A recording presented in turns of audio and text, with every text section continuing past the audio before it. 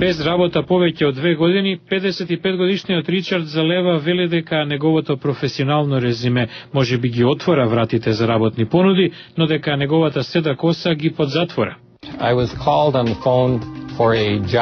Бев повикан на разговор за работа и случајно наслушнав дека човекот кој ме пречека на својот претпоставен ме представи како постар кандидат со седа коса со кој мора да разговараме.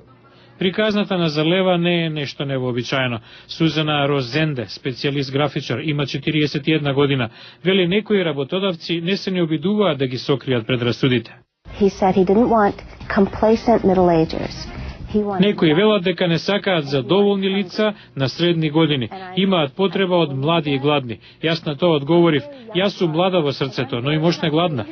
И покрај тоа што е подготвен да работи за помалку отколку што претходно заработувал, 55-годишниот Ален Маг вели дека работодавците му кажале дека е преквалификуван за местото.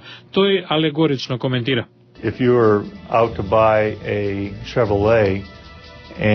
Ако сакате да купите Шевролет, а за истата цена некој ви нуди Кадилак, зарем не би го купиле?